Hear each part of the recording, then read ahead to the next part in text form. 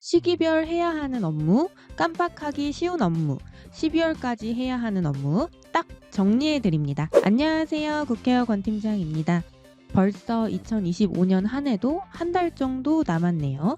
정신없이 달려왔을 장교양 기관 대표님, 실무자님 고생 정말 많으셨습니다.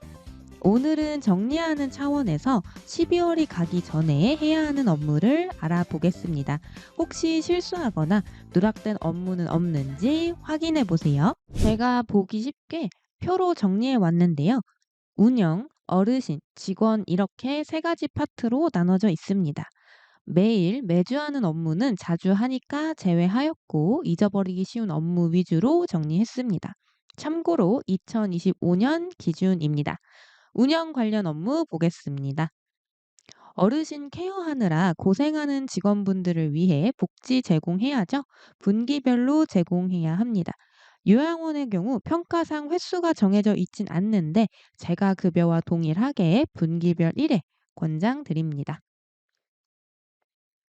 기관 기호가 1번, 2번으로 시작하는 기관은 운영위원회를 분기별로 실시하고 회의록까지 작성해야 합니다. 이제 곧 회계 예산 보고를 해야 하니까 4분기 회의는 내년 예산으로 운영위원회 회의를 개최하면 되겠습니다. 그런데 요양원은 운영위원회 회의를 할 때 안건으로 포함시켜야 할 게 있습니다.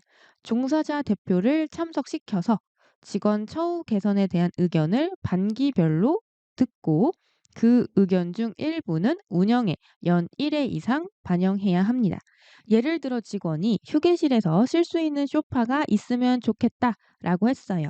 그래서 소파를 사서 휴게실에 뒀습니다. 그럼 이게 종사자 대표의 의견을 듣고 반영을 한 겁니다. 그리고 하나 더, 수급자 혹은 보호자 대표가 운영위원회 회의에 반기별로 참석해서 최근에 실시한 노인인권 교육이 언제인지 알려주고 노인 학대 예방을 위한 의견을 수렴해야 합니다. 예를 들어 어르신 말 좀 많이 걸어주시고 격려해서 자존감을 많이 키워주세요. 이런 식으로 의견을 말할 수 있겠죠. 다음으로 전문 업체를 통해서 기관 전체 소독을 분기별로 해야 합니다.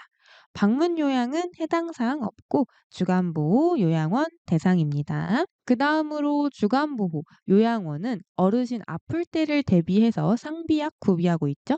사용 기한이 지나지 않았는지 분기별로 점검해야 합니다. 요양원은 어르신이 상주하고 있기 때문에 보호자의 알 권리, 걱정을 덜어드리기 위해서 분기별로 소통해야 합니다. 이때 소통이라는 건 소식지 제공, 보호자 회의 등 다양하니까 기관에서 선택하면 됩니다. 주간보호와 요양원은 시설물 관리도 해야겠죠. 소화 및 경보 설비를 자체 점검으로 매월 해야 합니다. 물론 전문업체 통해서도 가능하고요. 그리고 전문 업체를 통해서 소방시설 작동 기능 점검을 연 1회 실시해야 합니다. 주간보호의 경우 건물의 일부 층만 이용한다면 건물관리소에서 진행하니까 확인해 보세요. 그리고 재난사고 예방을 위해 전기, 가스 설비 점검을 자체적으로 매월 실시해야 합니다. 이것도 마찬가지로 전문 업체 통해서도 실시 가능하고요. 이뿐만 아니라 매년 전문 업체 통해서 연 1회 전기와 가스 안전 점검도 실시해 주세요. 정기 안전 점검의 경우 주간보호에서 건물 일부 층만 사용한다면 건물관리사무소에 문의해 보세요. 계속해서 운영 관련 업무입니다. 매월 보호자에게 기관 소식지를 제공해야 하는데요. 소식지와 더불어 프로그램 계획표, 식단표를 제공해야 합니다. 방문 요양은 해당 사항 없습니다. 최근 2026년도 수가 발표가 됐죠. 수가가 변경된다는 것은 본인 부담금도 변경되기 때문에 보호자에게 본인 부담금 인상에 대해 안내드려야 합니다. 자원봉사자 활동은 필수는 아닌데 평가상 권장사항입니다. 주간보호 주 1회, 요양원 월 1회입니다. 그런데 주간보호의 경우 2026년 평가 매뉴얼에서 삭제됐습니다. 식사를 제공하는 주간보호, 요양원은 위생을 위해서 주방 점검 매주 하셔야 합니다. 그리고 회계 관리도 까먹으면 안 되죠. 예산이 부족하진 않는지 확인해서 추경 실시해 주시고요. 인건비 지출 비율 맞는지 점검해 주세요. 2025년도 인건비 지출 비율은 화면에 올려놨으니까 참고해 주시고요. 그리고 주간보 요양원의 경우 사업계획서를 매년 작성하잖아요. 이 사업계획서대로 우리 기관이 운영을 잘 했는지 평가를 해야 합니다. 보통 직원회의 혹은 운영위원회 회의를 통해서 진행합니다. 사업 결과 평가를 했으면 잘한 점, 부족한 점이 나올 거잖아요. 이 내용을 바탕으로 내년 사업 계획서와 예산 작성해 주세요. 예산의 경우 시군구에 보고해야 하는데 12월 25일까지 기한 있습니다. 주간 보호와 요양원은 어르신을 위해 프로그램을 진행하는데 이 프로그램도 매년 어떻게 할 건지 연간 계획서 준비해야 합니다. 다음으로 기관마다 운영 규정이 있을 텐데 운영 규정은 매년 개정할 필요는 없고 기관에서 필요하면 개정하면 되세요. 우리 기관의 운영 규정이 현재 운영 방식과 맞지 않는 부분이 있다면 개정을 진행하면 되겠습니다. 평가나 시설 안전 점검 나올 때 보면 게시판, 우리 기관 정보 확인하죠. 현재 최신 정보가 맞는지 한 번씩 체크해 주시고요. 이제 어르신 관련 업무 볼게요.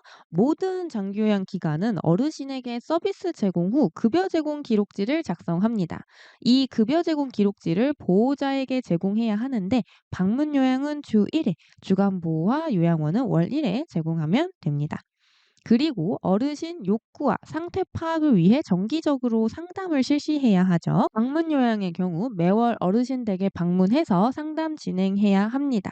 주간 보호와 요양원은 대면 상담, 전화 상담 모두 가능하고 횟수는 분기별 1회입니다. 그리고 상담 내용 중 일부는 서비스에 반영해야 하는데 횟수는 연 1회입니다. 다음으로 주간보호 요양원 프로그램에 관련된 내용입니다. 가족이나 지역 주민이 함께 참여하는 행사를 주간보호는 반기별 1회, 요양원은 분기별 1회 실시해야 합니다. 요양원의 경우 우리 지역에서 주최하는 행사에 어르신과 함께 연 1회 참가해야 한다는 점 기억해 주세요. 그리고 기관 내부에서 진행하는 프로그램 있죠. 이 프로그램이 어떤지 어르신의 의견을 들어야 합니다. 주간 보호는 반기별 1회, 요양원은 분기별 1회 의견을 듣고 그중에서 일부 의견은 프로그램의 연 1회 반영해야 합니다. 다음으로 자주 누락되는 업무 중 하나입니다. 5등급 인지지원 등급 어르신은 치매가 있기 때문에 관리를 해줘야 하죠. 방문요양, 주간보호에서는 인지활동형 프로그램을 진행할 텐데 진행만 하면 안 되고 프로그램 관리자가 매월 업무 수행 일지 작성해야 합니다. 꼭 기억해 주세요. 다음으로 어르신이 문제 행동을 하거나 욕구 변화가 있을 때 사례관리 회의를 해야 합니다. 횟수는 사업마다 조금씩 다른데 방문 요양 반기별 1회, 주간 보호 분기별 1회, 요양원은 어르신 30명 이상이면은 분기별 1회, 30명 미만이면 반기별 1회 실시해야 합니다. 그리고 어르신 상태가 어떤지 관리하기 위해서 정기적으로 위험도 평가, 욕구 사정, 급여 제공 계획서, 급여 제공 결과 평가 실시해야 합니다. 방문 요양과 주간 보호는 연 1회, 요양원은 반기별 1회 실시입니다. 그리고 요양원의 경우 어르신이 감염병에 취약하기 때문에 매년 어르신 대상으로 감염병 검진해야 하고요.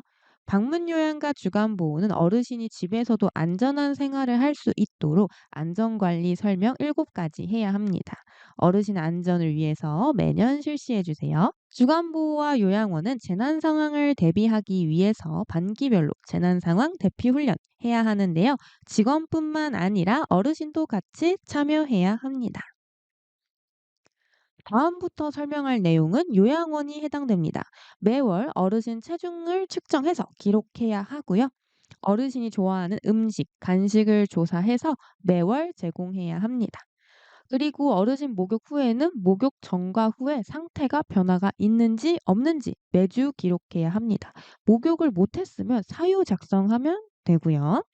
그리고 욕창 위험도 평가를 했는데 위험 혹은 고위험으로 나온 어르신은 욕창 예방을 위해 분기별로 욕창 위험도 평가를 실시해야 합니다. 마지막으로 직원 관련 업무 설명드릴게요. 아까 주간보호와 요양원은 어르신과 함께 재난 상황 대응 훈련 해야 한다고 했죠? 직원도 마찬가지로 반기별로 참석해야 합니다. 화재 발생 시 신속한 대응을 위해 직원은 소화 및 경보 설비 교육을 반기별로 받으셔야 합니다. 방문 요양은 해당 사항 없습니다. 다음으로 우리 기관의 운영 규정과 급여 제공 지침을 직원에게 매년 교육해야 하는데요. 급여 제공 지침은 이렇게 있으니까 참고해 주세요.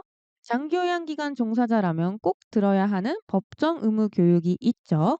횟수가 조금씩 다른데 대부분 연일회입니다. 아직 12월이 남았으니까 못 들은 직원은 꼭 이수해 주세요. 특히 노인인권 교육은 12월 둘째 주에서 셋째 주쯤 되면 마감을 하니까 꼭 기억해 주시고요. 그 외 구체적인 법정 의무 교육 목록은 국회어 네이버 카페에 아주 보기 쉽게 정리해 뒀으니까 참고해 주세요. 다음으로 노인인권 및 학대 예방 교육은 모든 사업에서 실시해야 하는데 횟수가 조금씩 다르죠. 방문 요양과 주간 보호는 연일회, 요양원은 분기별 1회입니다. 2026년부터는 방문 요양, 주간 보호의 경우 횟수가 반기로 늘어납니다. 요양원은 CCTV 설치가 의무화되어서 CCTV가 어떻게 관리되는지 직원에게 매년 교육해야 합니다. 그리고 어르신이 요양원에서 임종을 하는 경우가 있기 때문에 생애 말기 돌봄 교육도 매년 실시해야 하고요. 어르신 치아 건강을 위해 구강 건강관리 교육도 반기별로 실시해야 합니다.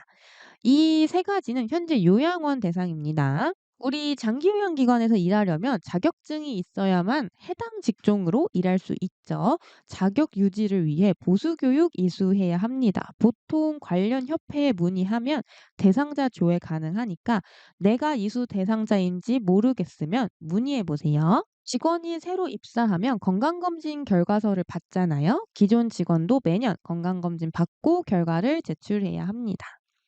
요양원의 경우 야간 근무하는 직원이 있기 때문에 매년 근골격계 질환 검사를 하고 문제가 있으면 조치까지 해줘야 합니다. 그리고 직원의 연차는 기간 내 쓰지 않으면 수당으로 지급해야 하기 때문에 연차 정산 한번 해봐야 하고요. 근로계약서도 새로 써야 하는 직원이 있는지 체크해 주세요. 직원 회의의 경우 필요할 때 하면 되는데 방문 요양은 월 1회 실시해야 합니다. 그런데 2026년 평가에서 직원 회의가 삭제되긴 합니다. 그래도 직원 간 업무 소통, 정보 공유를 위해서 정기적으로 하는 게 좋다고 생각합니다. 아까 방문 요양은 직원 회의 월 1회 해야 한다고 했잖아요. 이때 직원의 의견을 들어서 일부는 매년 운영에 반영해야 합니다. 2026년 평가에서는 삭제되어서 내년 평가부터는 확인하지 않습니다. 직원 고충 처리가 발생하면 조치를 취하고 기록해야 하는데요. 횟수는 정해져 있지 않고 발생하면 기록해 주세요. 다만 현실적으로 고충이 없다는 게 말이 안 되거든요. 매년 두세 건은 기록으로 남겨두길 권장드립니다. 여기까지 운영, 어르신, 직원 관련해야 하는 업무에 대해 알아봤는데요. 2025년 기준이라 내년에는 일부 변동되는 내용이 있습니다. 변동되는 사항은 추후 다뤄보도록 할게요. 기관에서는 제가 정리해드린 내용을 바탕으로 빠뜨린 게 있는지 확인해 보고 12월 내에 보완하시기 바랍니다. 그럼 저는 다음 컨텐츠로 돌아오도록 하겠습니다. 국회의원 권 팀장이었습니다. 감사합니다.